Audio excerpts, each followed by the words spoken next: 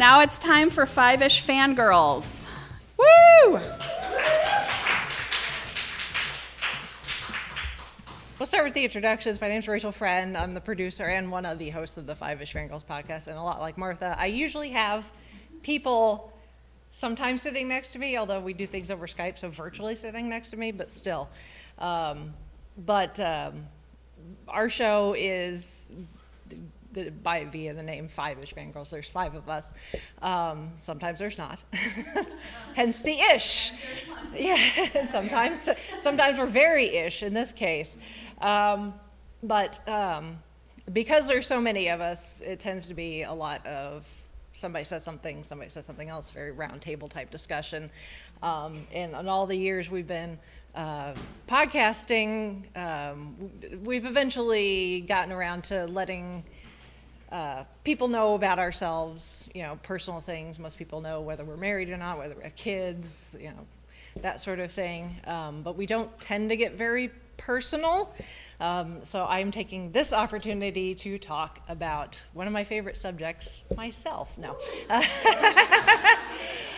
And, I'll talk about myself and how one of my favorite fandoms in the entire world changed my life. And what it essentially means to me. So, first up, question for the audience, for those that hopefully are, I don't even know if this is still a term kids use these days. Molly, you're young enough, you may be able to tell me. Does anyone, yeah. Is everyone familiar with the term FOMO? Yeah. Okay. Okay, for anyone that doesn't, FOMO is essentially the fear of missing out. So in the day of especially in these days of social media, you see people at concerts and all sorts of things. You're like, oh, I wish that was me. So back in the early days of my time on social media, all the way back in 2012, I was on Facebook, but not using it too heavily. But I had, I'd see occasionally posts from friends, because you know how you can do on Facebook, you check in and go, I'm watching CSI or whatever. So I kept seeing these posts from friends on Facebook about the show called Doctor Who. I saw it, I would see their comments, and I thought, well, that seems kind of cool, but whatever. I grew up on Star Trek and the like, so sci-fi was not foreign to me, but I just was like, whatever.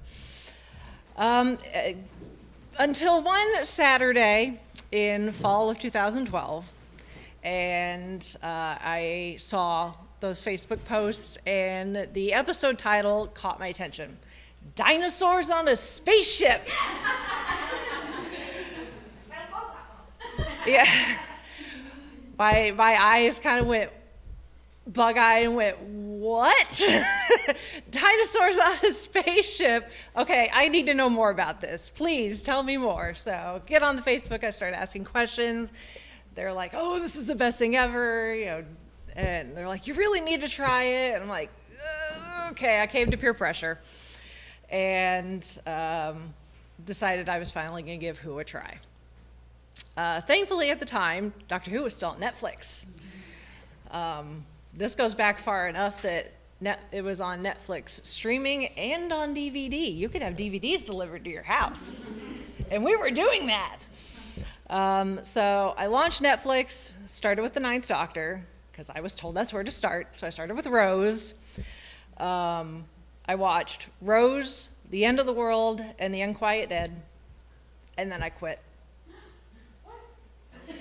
Yep. I thought it was okay. I didn't love it. I hadn't even gotten far as Aliens in London in World War III, so I didn't have farting Slitheen to even blame my quitting on. Regardless, I quit. Of course, looking back now, I smack myself up the side of the head going, you idiot, what were you thinking? You're missing out on some great TV and conversation with friends. But it just didn't grab me like some other TV shows had. And usually with most TV shows, within like an episode, in some cases 10 minutes, Sherlock, I was like, yes, this is the best thing ever, please give me more. Doctor Who did not do that. So I moved on to watching something else. I don't even know what it was. Probably, I have no idea. HGTV, I don't know. Meanwhile, my husband was still watching. We'd been watching together. I quit. He kept watching without me knowing, because we'd be in separate rooms. He'd be watching on his computer. I'd be watching on mine. And it wasn't until I saw he was more than halfway through Eccleston's season, and for some reason I got really mad and jealous. And I was like, well, I don't want to get left behind, especially since he said, you probably would like this if you give it another try. So I'm like, okay, I'll give it another shot. So I fired Netflix back up, picked up where I left off, still wasn't hooked. But once I got to the episode that my husband had been watching, that when I realized he was still watching, Father's Day, something switched in me. It was like the Who button in my brain finally got pushed, and hallelujah, this is the best thing ever. So I was officially on the train, on the Who train. So before I knew it, I'd watch everything new Who on Netflix, on streaming. And at the time, I think that only went through David Tennant's run. So I had to rely on getting the DVDs delivered to watch anything of Matt Smith. And the wait times for those discs was really long, because Who was really popular even then. So in the meantime, while waiting for Matt Smith's first season to get delivered, and I think I'm still waiting, actually. I moved to Classic Who, because thankfully there was Classic Who on Netflix at the time. It wasn't a whole lot, but they did have at least one story per classic Doctor, except for the Sixth Doctor and the Paul McGann movie. There was a lot of Fourth Doctor. There was a lot of Tom Baker Doctor, though, in there. So I got a lot of Fourth Doctor while I was waiting. So moved to spring 2013, the year of the 50th, and everybody's anxiously waiting for Doctor Who to return for the second half of season 7. And finally, between Netflix DVD deliveries, Netflix, dark quarters of the internet that I would not necessarily like to point people towards, I had managed to watch all of New Who up to that part in season 7, and watched as much classic Who as possible, including finally getting my hands on some Sixth Doctor and the Paul McGann 1996 movie. So I was caught up. So by that point, I'm completely indoctrinated into the fandom. I am buying merch. I'd made new friends on the internet on top of the ones I already had that were already Who fans. I was scouring Wikipedia and TARDIS Wiki and reading fanfic and on Pinterest, and anything Who I could get my hands on, I was trying to absorb. Because 2013 was the year of the 50th, our Halloween decorations that year were Doctor Who. We handmade a TARDIS out of a refrigerator box and a homemade Dalek, and we put projections on the outside of the house. We had like weeping angels and Sontarans, and we had sound effects and like quotes from like the master playing over the sound system. It was pretty nuts. I'll point you towards the URL if you ever want to see it. I had discovered Who North America, which is a Doctor Who brick and mortar store. It's in Indianapolis. It's a store/museum. If you ever get down to Indy, please go. And I went and saw the 50th anniversary special. I did the simulcast along with a bunch of other people, and I had plans to attend Chicago TARDIS that year. So within a year, I'm in like Flynn. So here we are now, 2018, late 2018, and my Whovianness is not dwindled at all. If anything, it's gotten worse, for better, for worse. The Who North America, I practically live there. It's like my second home. I've made friends with the owners and their family and the staff. Janie, one of the owners, she considers me a sister from another mother. We text message, and I'm always one of the first. If they're doing something, I'm one of the first people she messages. Like, we're doing this event. Can you help? And sometimes I can, sometimes I can't. But I consider them family, and they consider me family, which is great. Those new online friends in that podcast I mentioned, I think I mentioned earlier, Traveling the Vortex, that's where the Five-ish Fangirls came from. We all met on Facebook as fans of Traveling the Vortex, and we found each other from there and became Facebook friends, and then started talking, and one thing led to another, and now we have our own podcast. We consider ourselves Traveling the Vortex sister podcast, kind of a spin-off, kind of like the Sarah Jane Adventures. Even though our show is not Doctor Who exclusive, it is one of our tentpole fandoms. So I've been to conventions, I've been to fan events, I've met current and past Who cast members, which I've got all sorts of stories, including on 2 different encounters, mind you, crying on my doctor, and then him offering me his fingernail clippings. Stories I will gladly tell you later if you ask. It's funnier when you hear the story. In context, believe me, trust me. I've cosplayed. I even have a Doctor Who related tattoo. So suffice to say, I'm drinking the Kool-Aid or eating the fish fingers and custard, depending on how you want to look at it. But I've definitely earned my Whovian card, and I don't plan on relinquishing it anytime soon, or ever. I've dove pretty deep into some fandoms. I definitely have some that are high out there, but nothing holds a candle to my love for Doctor Who. If you told me 6 years ago, when I finally caved to peer pressure and started watching Doctor Who, where I'd be now, autographs and photos and lots of money spent covering my walls along with memorabilia on the shelf, podcasts with some of my best friends that's now been running for over 4 years and over 200 episodes, I probably would have laughed at you. It's crazy how things turn out due to a madman with a blue box. Now, to anyone who isn't a Whovian and is wondering what the heck is she talking about, probably not anybody in here, but maybe somebody on the Facebook streaming. I or any other Whovian in here, we could easily jump into an explanation about time travel, regeneration, the sonic screwdriver, Time Lords, Silurians, Sontarans, whatever. And technically that would explain what Doctor Who is about. But that's really just surface level. That's the stuff that you see in the fan-made images and the merchandise and everything. But it doesn't really explain what Doctor Who is deep down. What finally clicked with me all those years ago and keeps me coming back again and again and again.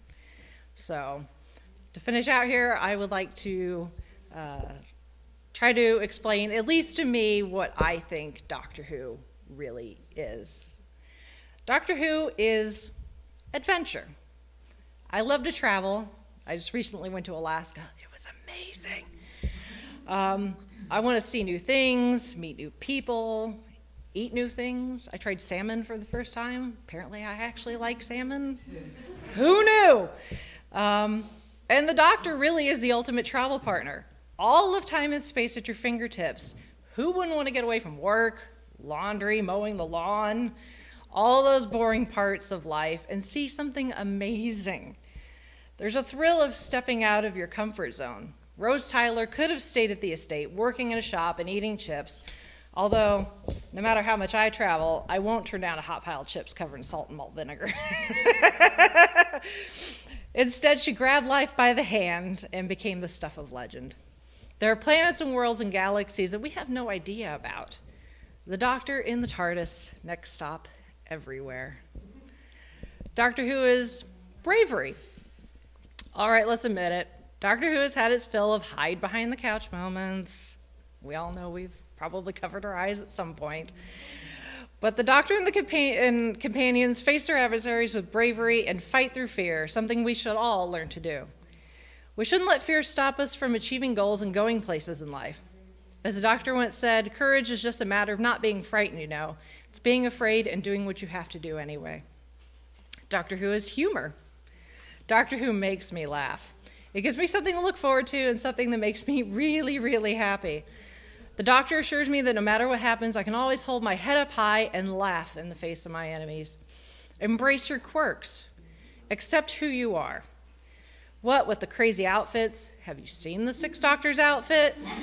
And yes, the right person wearing a fez can be cool. The weird little catchphrases. Don't be afraid to show your true colors. There's no point in being grown up if you can't act a little childish sometimes. Doctor Who is love and loss. Remember the pawns? Rose? I cried buckets watching Rose say goodbye on Bad Wolf Bay. But you know what the Doctor does? Bounce back. Eventually. There's time to grieve. As Sarah Jane said in School Reunion, pain and loss, they define us as much as happiness or love. Whether it's a world or relationship, everything has its time and everything ends. And Sarah Jane, in all her wisdom, is right. But I know the people and things we lose are never truly gone. They stay with us forever. There's a lot of things you need to get across this universe. Warp drive, wormhole refractors. You know the thing you need most of all? A hand to hold. Doctor Who is acceptance. I don't care who you are, white, black, green, male, female, Silurian, adipose, or have attack eyebrows. Be who you are. Wear bow tie, say Alonzi, do the baby giraffe dance. Eat jelly babies, bring a banana to a party, and be who and what you want. There's no greater worldly value than knowing what you stand for and who you are. In 900 years of time and space, I've never met anyone who wasn't important. Doctor Who is hope. I may not have two hearts, a respiratory bypass, or the ability to regenerate, but that doesn't mean I don't want to try and be more like the Doctor. To be brave, to be merciful, and to always do the right thing. To make me realize I may have made mistakes in the past, but it's what I'm doing now that makes a difference. Mistakes are mistakes, and what's happening now can turn our lives around.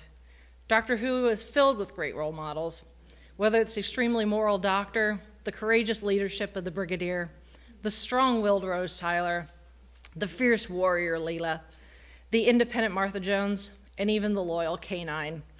The list goes on and on. I know that if I stay alongside my friends, I can always make great new memories and find the next great adventure.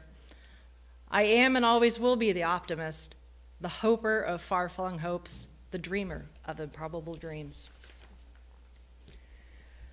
So to William Hartnell, Patrick Troughton, John Pertwee, Tom Baker, Peter Davison, Colin Baker, Sylvester McCoy, Paul McGann, John Hurt, Christopher Eccleston, David Tennant, Matt Smith, and Peter Capaldi, thank you. And to Jodie Whittaker, starting tomorrow, welcome to the next great adventure. I'm glad you're here and that I won't be missing out on what's next. We're all stories in the end. Just make it a good one, eh?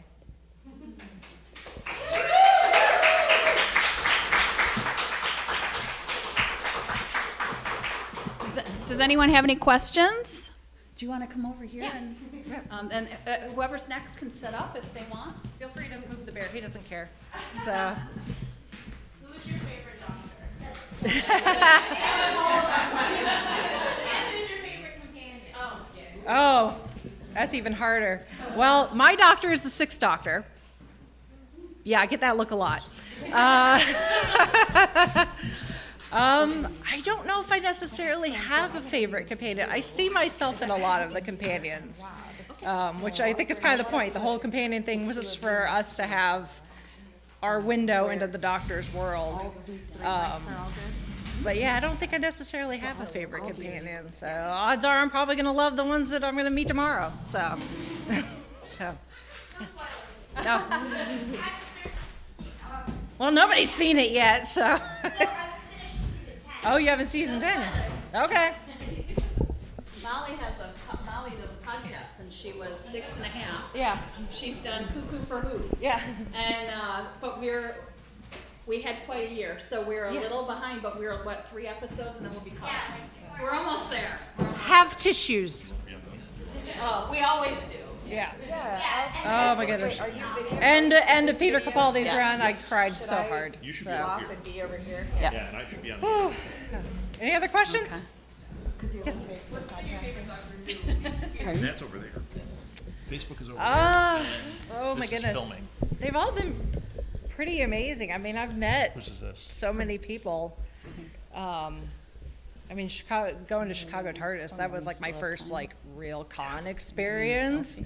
And to be surrounded by fellow Whovians was pretty awesome. But and that was even before the podcast. Since doing the podcast, the experiences that I've been able to have because of the podcast and the doors that it's opened have just been kind of nuts. So, and I'm sure there's more coming that I have no idea what they are, and I'm hungry and be like, what? I got to do that because I sit around with my friends every week and talk about nerdy stuff. This is awesome. Anybody else? Anybody else? Who is your favorite one to meet? Any of the cast At at Comic Cons? My doctor, Colin Baker. Okay. Yeah, he's my favorite. I think ours was Alex Kingston. Oh, yeah. She's the kindest, most Yeah. wonderful person. Yeah. We loved her. John Barrowman would probably be a close second for a completely opposite reason. Like Colin Baker, like all the classic doctors are these just kind, refined English gentlemen, and then you have John Barrowman, who's essentially Captain Jack without the immortality. Mm-hmm. He's just so inappropriate, but it is I love it. hilarious, and I love him. Yeah. So, Anybody else? no. Hi, Ashley. Have you? I'll be here. You looked a lot like Tony a minute ago. I'll be here the rest of the event. So if anyone wants to talk, All right. Doctor Who and their fingernail clippings, you know where. Yes, wait, I want to hear that. Yeah.